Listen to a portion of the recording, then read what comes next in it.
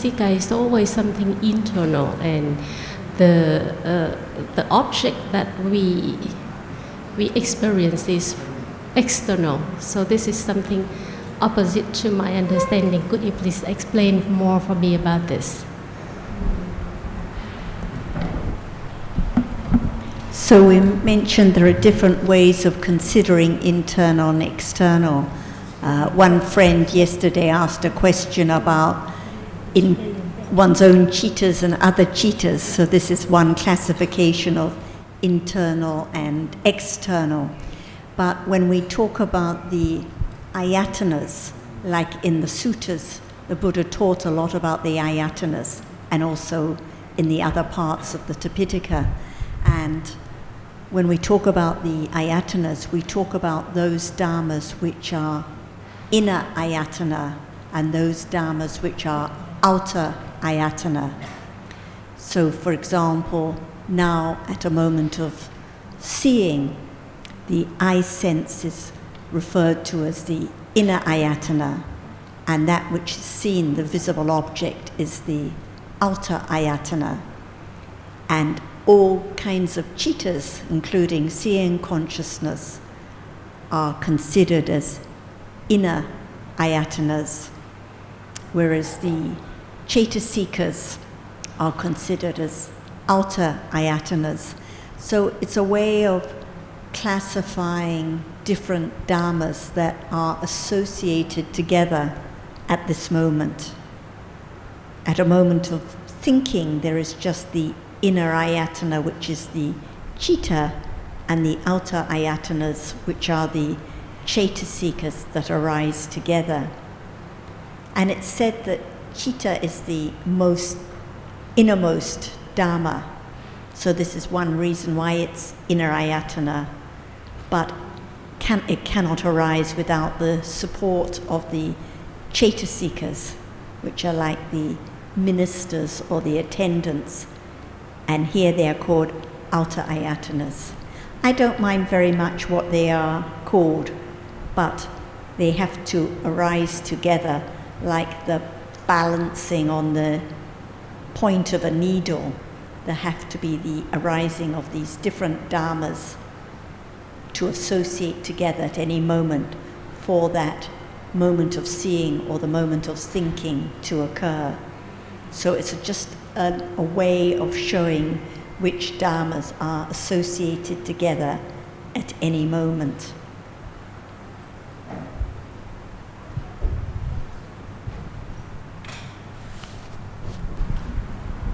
Cetasika, mental factors, how are they external? I don't get it. Is there anything else? I think we can just say that citta is the innermost or the leader, and the cetasikas are the outer in this sense. So we can think about inner and outer, but actually they rise together and experience the same object. So it doesn't matter what they are called. At a moment of seeing, Phassa, Vedana, Sanya, and so on have to be there, associating together, supporting the innermost Dhamma. So it doesn't matter whether they are called outer or external or anything else. They arise together with the citta and experience the object.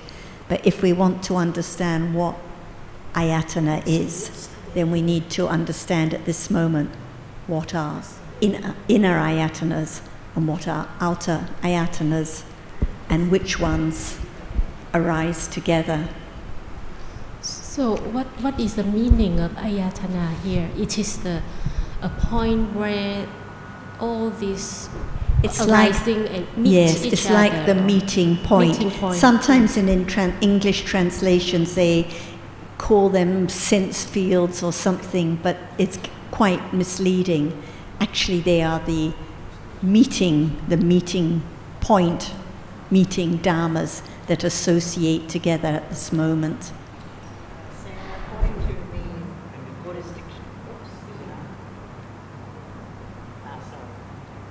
according to the Buddhist dictionary, they characterize it this way.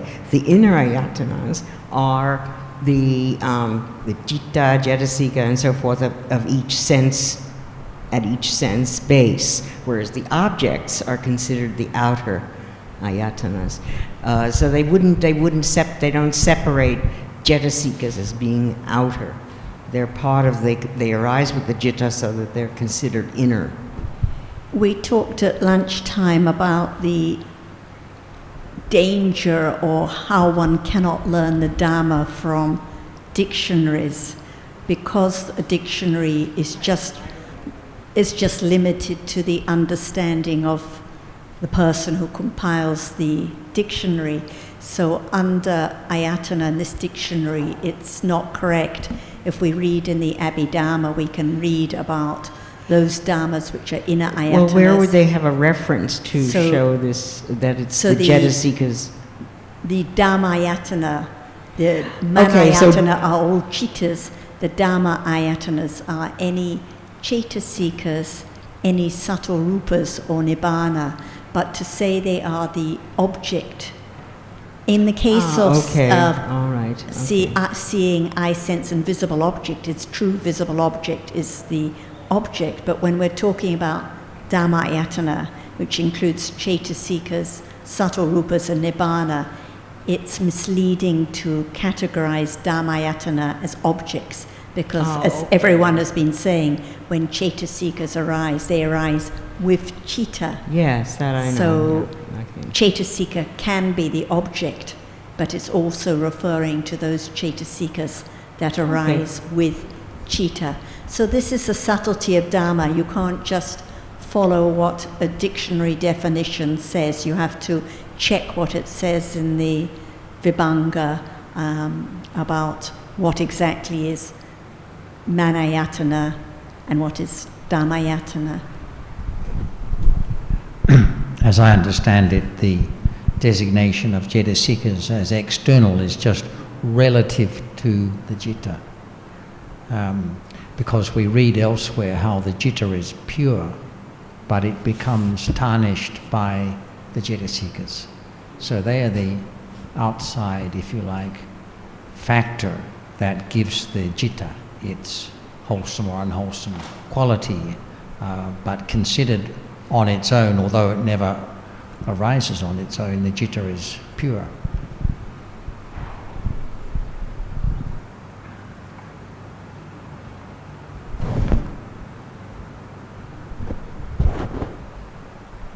And in terms of rupa, the five senses like eye sense, ear sense, tongue sense, etc., are the inner rupa, right? And all the others are classified as outer rupas.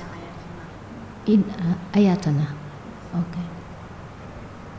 The gross rupas, so yes, eye sense, visible object, and so on are inner ayatana, and other rupas like Hadiya Watu that we talked about yesterday are subtle rupas, so they are outer ayatana, yes.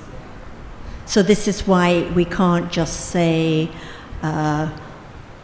reality and its object. We have to consider each one at each moment, and we have to consider now at a moment of thinking what are the ayatanas that associate together, or at a moment of, for example, if there was the experience of subtle rupa, what are the ayatanas that associate at that point? So one can't just say all sense spaces or all, one can't say all vatus are inner ayatana.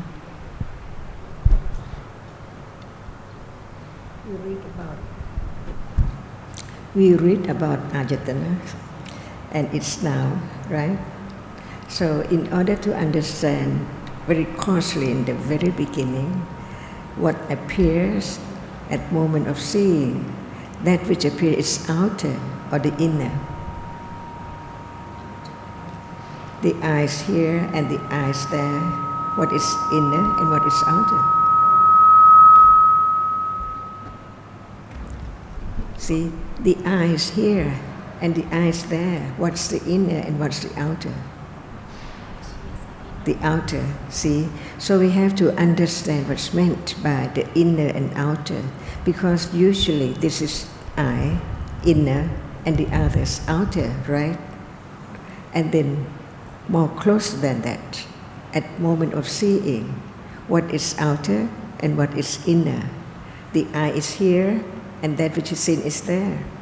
So the outer is that which is seen, and the seeing or the eye base is here, so it's inner. That's all. We begin to understand reality as they are, as much as they can condition the idea of no self. This is the point, to understand, not just to follow the words and try to get it, but even the intellectual understanding is not the moment of understanding. So we learn in order to see that when it's the moment of experiencing directly, it is just like that we have learned. And if there is no background of this, it is always I who sees, and my eyes and everything.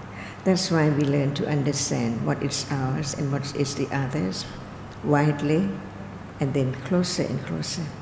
For a moment of having pleasant feeling, see, the pleasant feeling is not citta, even they arise together, but what is the innermost? The citta is, so the other is outer. Just learn to understand reality as it is, as not self, that is the best thing. Not just to follow the word and have doubt whether how this is called outer or inner, but the way it is, from taking the others as outer, and what's here is the inner, and then closer than that, seeing, hearing, smelling, tasting, thinking, and then closer to citta and citasikas. At moment when citta experiences cetasika, what is outer and what is inner. See, that's all. To understand that no matter it's inner or outer, it's not I at all. So, if there is no understanding of that which experiences, it is I. And the understanding from book or intellectual understanding will condition moment of having less attachment unknowingly, until it happens to be the direct understanding, and that which you just heard right now. Everything is true in this very moment.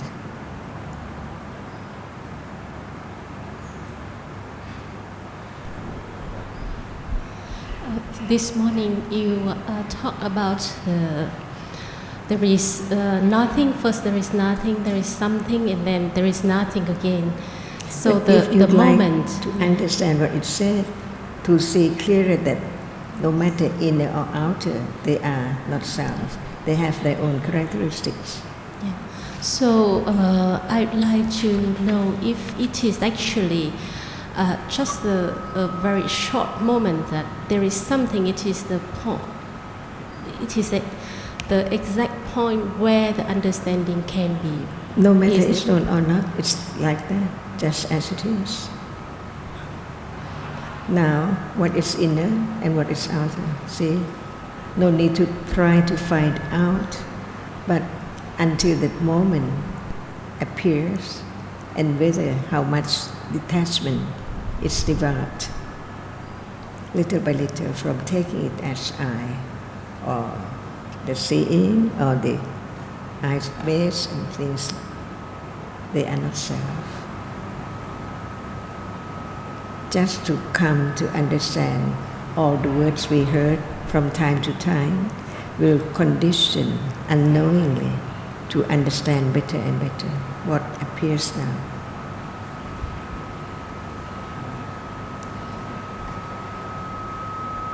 Ajarn just mentioned about the detachment developed.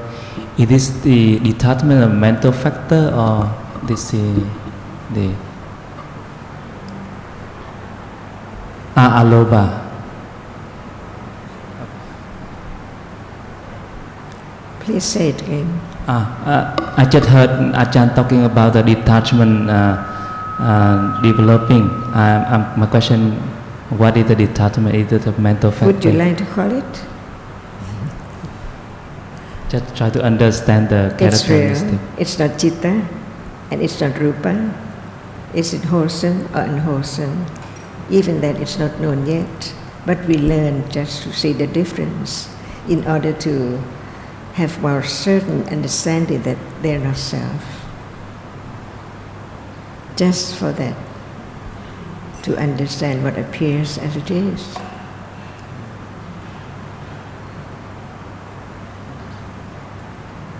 We don't have to say that that is outer and this is inner. Even their characteristics do not appear as they are yet.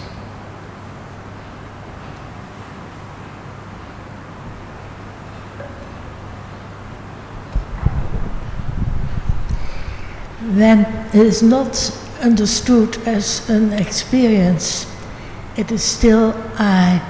But I feel that I don't understand that enough. What is that? What you said. About? You said when a reality is not I. understood as an experience, like seeing, it's still I. Yes, who sees now? Yeah. Who sees now? Who? Who sees? Who sees now? Difficult question. I still take it for self. As long as there's not enough understanding of what appears from hearing until it conditions the moment of understanding, not just hearing about it directly. Now seeing arises and falls away. Who knows? We just hear about the seeing and the object of seeing, that's all. That's not enough to condition moment of understanding directly what appears now as it is. That's why we talk about seeing and that which is seen, and hearing and sound. Not enough to remind, to condition moment of understanding directly of a reality at a time.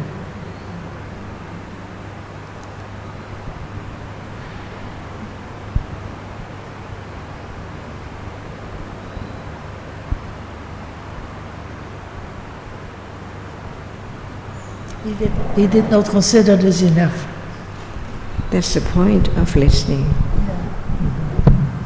To condition moment of understanding directly what appears as it is, not just know or learn about.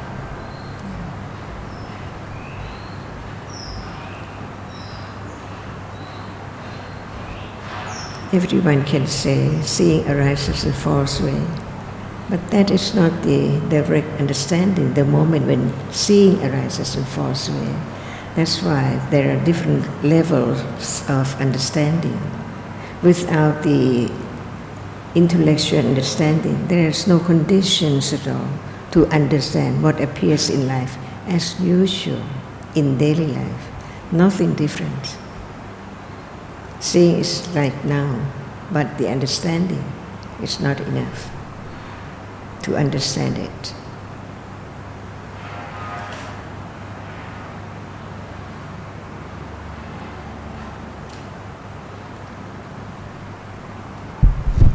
It's just the same as saying when there's no understanding what is seen is a table or a book, because it's no understanding, it's only visible objects seen. And in the same way, when there's no understanding of seeing, there's the idea that I see. If someone has never heard the teachings, they think I see, I hear, I smell. And even if one has heard, when there's no understanding, it's bound to be the idea of I all the time.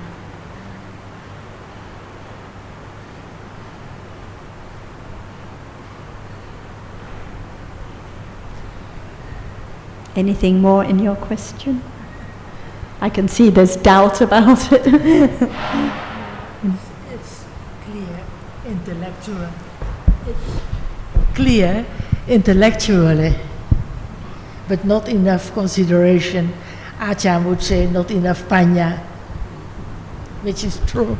And it's now, and this is what is ayatana right at this moment, seeing is just a Dhamma, just that which sees. It doesn't matter what it's called, it doesn't matter whether it's called inner or anything else, but it's a Dhamma, it's an ayatana that experiences the object at this very moment. No self there, no I that sees. Yes. Just seeing, just that moment of experiencing. And it's better than hearing the other thing, right? But one knows that not just for myself, but to understand reality as not self.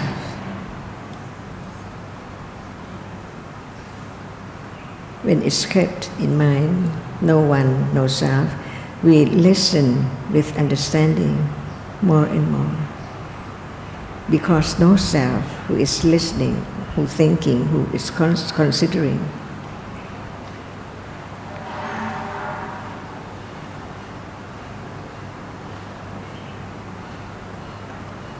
Is it possible to understand directly, seeing right now? Even it's not now, but from hearing again and again, even right now, it develops. So we are impatient. So we understand all the parami.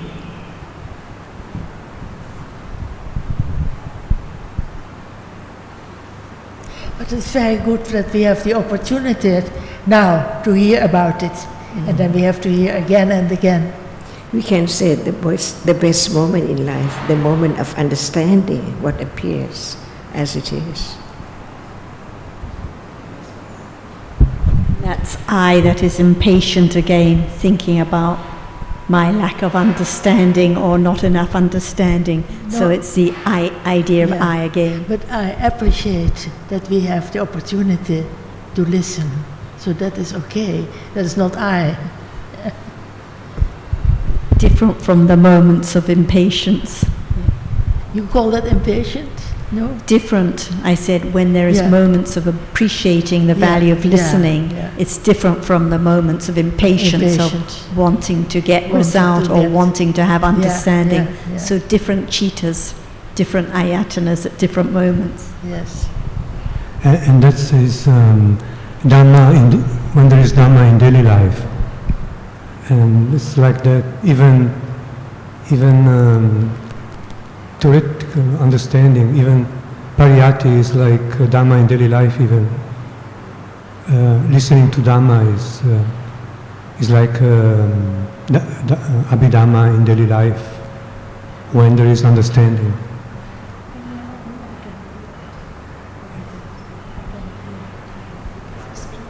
Yeah, I was saying that. When there is understanding, there is also Dhamma in daily life. Even when listening and understanding intellectually the teachings, that's the moment of being Dhamma in daily life. Otherwise, there is only daily life, but no Dhamma.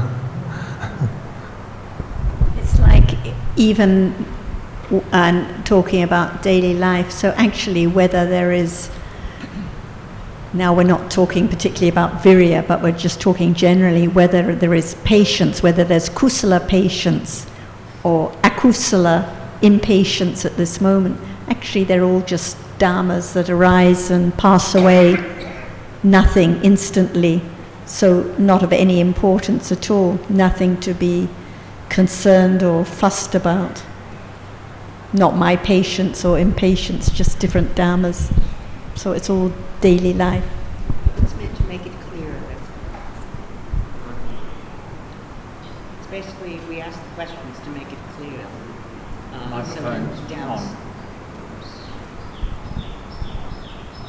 We ask the questions to make it clearer so that the doubts can be dispelled.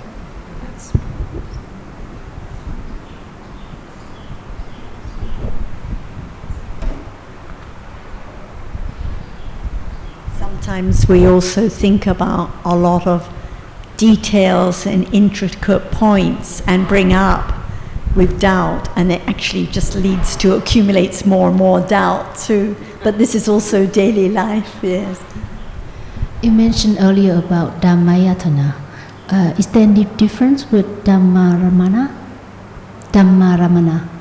Dhammaramana. This was what the Vincent's point was. That was it was a funny discussion when a friend was mentioning about Dhammaramana, but Ajarn thought he was asking about Tadaramana.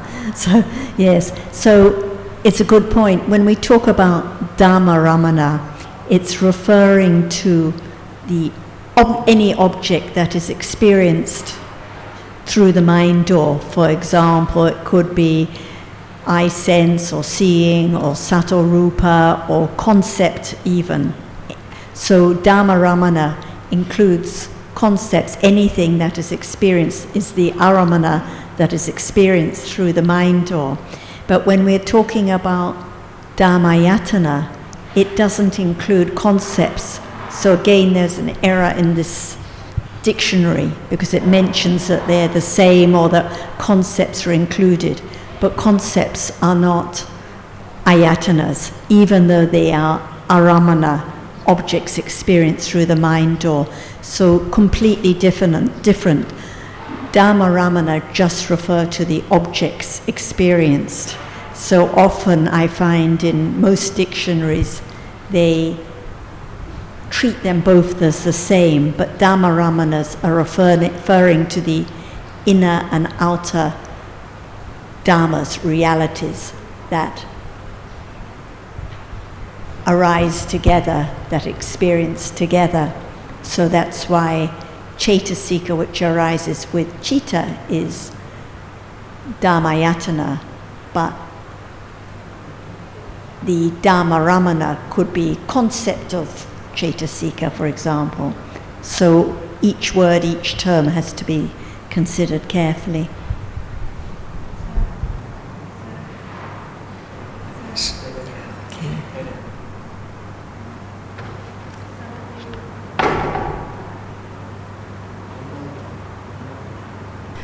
You just mentioned about the mana ayatana. What is it? Mana ayatana. Man ayatana. So M-A-N, short for mano, mind. So mano is another word for citta, just the same. So manayatana refers to any citta. So citta now is manayatana. Seeing is manayatana. Bhavanga citta is manayatana. Sometimes they just give in a sutta an example of bhavanga citta, but any citta which arises is manayatana. If it doesn't arise, it's not manayatana. So just at the moment of arising. Thank you.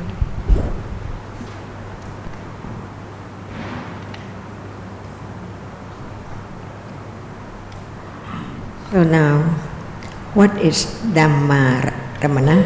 Dhammaramana. What is Dhammaramana now? What is Dhammaramana now? Only? Visible object. Visible object. Dhammaramana. Dhammaramana. Nimitta. Only that?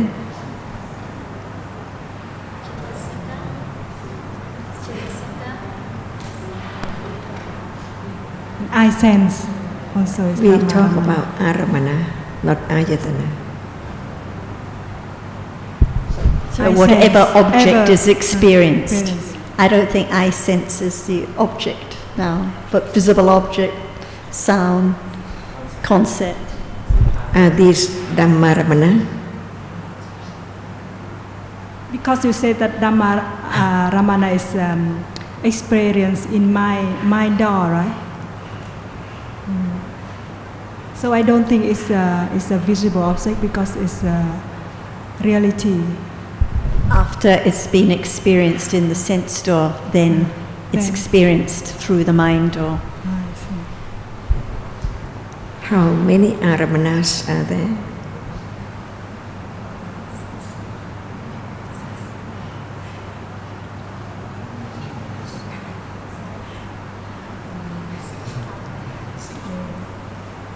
things.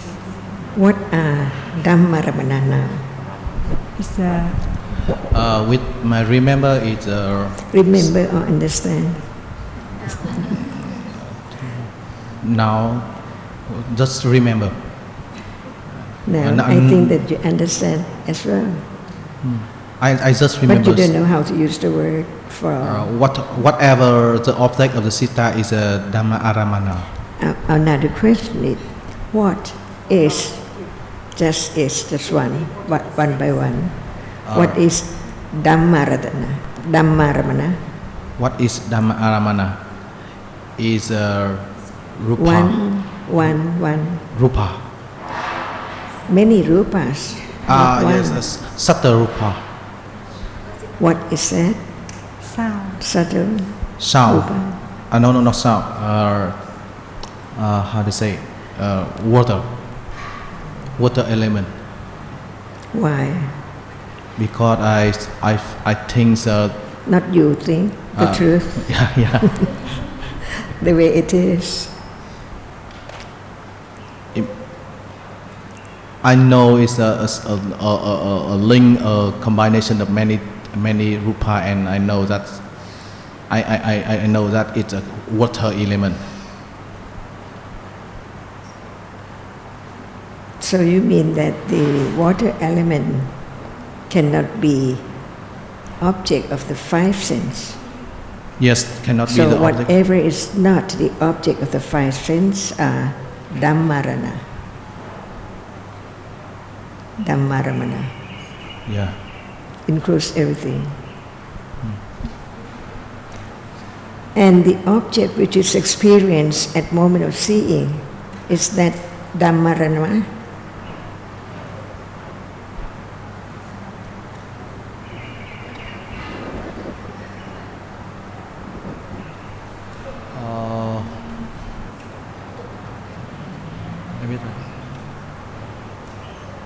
Not, no. It just it's not because the Dhamma aramana is only the object of citta, except the five sense. Because the object of the the seeing consciousness is only the visible object. It's not listed in the Dhamma aramana. When the mind or experience sound, it's sound Dhammaramana. It's a nimitta. That is not the answer of the question. Nimitta of sound. Yes, it's a nimitta of sound. The question is the moment when the sound is the object of mind, or is the sound Dhammarana? Yes. Never. Otherwise there would be only one Dhammaramana. Actually there are the aramana through the six doorways. No matter where and when it is experienced, it is Ruparamana, Sattaramana, but it cannot be object directly as the sensor. For example, if there's no hearing the sound through ear, can there be sound through mind only? So the sound cannot be Dhammaramana.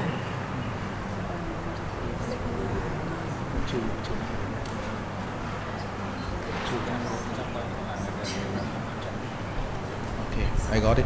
I have a question. Because like you said that every detail, everything to listen to, leading to the understand there's no self, and I have a concern about how much detail, because we start by the learning what is Dhamma, and detail more we learn about the Nama and Rupa. Detail more we learn about Chitta and Cetasika and Rupa. So Rupa had a 28 kind of Rupa, and Kalapa a lot of things, and everything we discussed today, each detail things all the way lead to the understand the anatta, and so we need to learn to own the detail, or or it depends on which, because when maybe we think we know the general, but in the detail we don't know anything. Okay, just seeing. We learn about seeing, that is that which experiences visible object. Only that? Is that enough? Not enough, because a lot of reality different than seeing. That's why we learn more about tattoo and other things, just to understand directly seeing right now. Because it's impossible with our conditions, which is the skill of intellectual understanding. It's not conditioned for satipatthana to arise. So what we think that the object appears well is not well at all.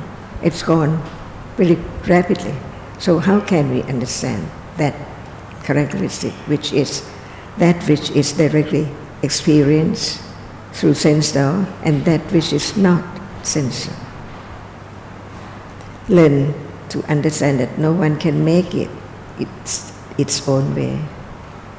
So that means by the various of some reality, so to make more firmly understand, we must to listen more and more detail about the various things, right? Each word should be studied in order to understand carefully, respectfully. Yes. Here and now is Dhamma. No need to go anywhere to do or to hear. That is lobha, just want to have it. But it's impossible, because it cannot have at will, it cannot be at will as you like to have it. So the understanding is not enough, never enough, until it develops stage by stage. So can it be directly experienced, the arising and falling away of reality right now? Never. So what's the use of listening? Waiting for one moment in the future. Yes, but from hearing, like that word savaka, see, the listeners, it's the listeners, carefully, respectfully of each word. That is not yet the direct understanding yet, but it will lead to more precise understanding, more and more, until it can experience whatever Buddha taught each word. I was just going to say, so just to clarify, because I made a mistake, so the Dhammaramana just refer to those objects that are experienced only through the mind, or so any chittas, any cetasikas, subtle rupas, concepts, or nibbana, that objects that can only experience through the mind, or yes. So those that can be experienced through the sense doors, like visible object and sound, even though they're experienced through the mind, or but not only in the mind, or so, but quite different from ayatana. Like yesterday, I have a talk with Ajarn that there are a gap between the knowledge and information about the teaching, and also the really understand about what we heard. And but it is my own understand. But for myself, it's a distinction between the information, knowledge, and also the true understand. It's not so much clear. And but I think it's a trap, because if we attachment to the trap, we attachment to the more and more knowledge, the book knowledge, it maybe have a wrong idea that I already understand. But how can can you elaborate more the distinction between the two kind of approaching, the kind of the book knowledge and also the true understand? The true understand is which I think is a moment, but it's a field. Almost a day when we learn the teaching, a lot of time is information, if knowledge. So that's why Ajarn stresses, and when I say Ajarn, actually I should say the Buddha stresses, because this is what we read in the teachings. it has to be about the understanding now. So when Ajarn said to you, can there be the understanding of the rising and falling away of dhammas? It has to be developed, the understanding, so that it is now. Like if we're talking about ayatanas, okay, the dictionary says one thing and I may say another and the text says something. So there has to be the checking and the considering what is the meaning of ayatana at this very moment, or what is the Dhamma Ramana right now, because otherwise, like she said, if you're just remembering what you've learned, but it's not any understanding at this moment, then it's not even pariyatti understanding, it's just memorizing a table or a chart, like one might do with any other subject or topic. So it has to come back to the understanding, what is ayatana now, what is Dhamma Ramana at this very moment. So now it's just something like the reference for the understand or not now? If it's not the reference for understanding right now, then it's useless. Like, for example, one might read about Bhavanga Citas. If it's just some academic interest, but there's no consideration about Bhavanga Citas in daily life, like in between the idle process and mindful process, there must be citas and rising and falling away, which are interrupted by the processes. Or like last night when there was dreaming, but in between the dreaming there is deep sleep. So there must be citas which maintain life. So it's about daily life, it's about this moment, not just an academic subject. It's the way to understand the truth of life, that it just consists of different elements which are all anatta, conditioned in different ways. That's the purpose. Just to lead to the eradication of the idea of self, which, as Nina said, is so prevalent, like now, the idea of I see, I hear. So without considering different dhammas, that idea continues on and on.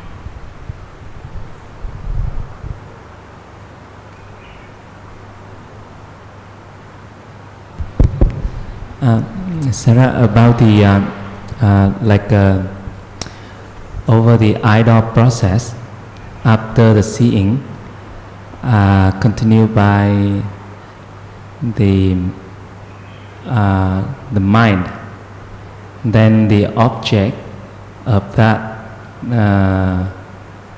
kind of the same visible object at the moment of seeing, right? And after that, they are thinking. The mind-up process, the object of the mind-up process should be the concept of something. And the concept come from the sanya, mark, previous, or some. The over the mind-up object is come from the sanya, or please elaborate a little bit more about the concept in terms of the object of the citta. So now there are countless idle processes, no I who sees, just different cittas which experience the visible object in the idle processes. And after the end of the idle process, there are some bhavanga cittas which can maintain life but don't experience an object through a sense door or mind door. And then there is the first mind door process that follows, and the object, the visible object, is experienced in this process.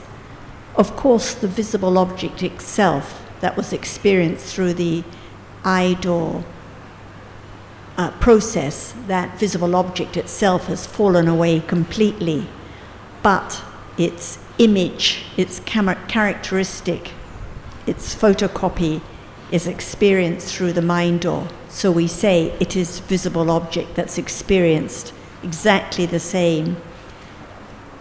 In truth, it's actually, as someone said, it's the nimitta of the visible object, because there's no visible object, but the characteristic that appears and that can be known is just the same.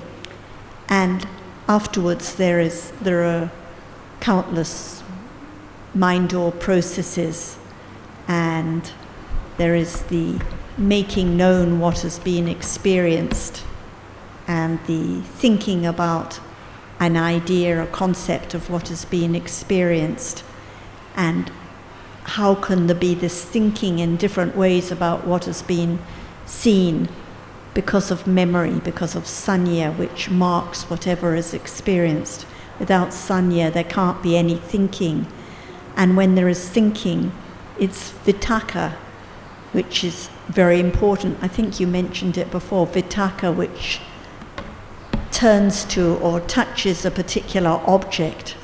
So it depends on memory to condition that thinking, that vitakka, to touch a particular object that's experienced and thought about by many mind door processes with bhavanga citas in between, until there is another sense door process. But I think it's also this moment, like now, conditions to think about different things for everyone. Why? Because of vitakka touching different objects on account of what has been remembered and thought about in the past. So it just explains why the thinking is this way at this moment, and how it's not I who think, or I who can choose what to think about, even for an instant. Like we might think, okay, I'm going to consider carefully what Ajarn says, and who knows, there may be conditions to think about a message that's come in on the phone or anything, just depending on conditions. Can we say the mind door process that experience the same, like the copy, right? The copy of the visible object, for example. Can we consider that at the reality? I mean, the object It's called of the a mind. reality. It is reality, visible object. It's the characteristic of reality. And if there is direct understanding, for example, even when it's vipassana jnana, direct understanding of reality, it is of that object that appears in, whether it appears in the mind door or sense door, it's exactly the same. It's that reality which is directly known. So we don't have to think or be concerned about it when there is understanding, like now, of visible object that appears. No one knows, no one cares whether it's sense door or mind door. It's just that reality which appears.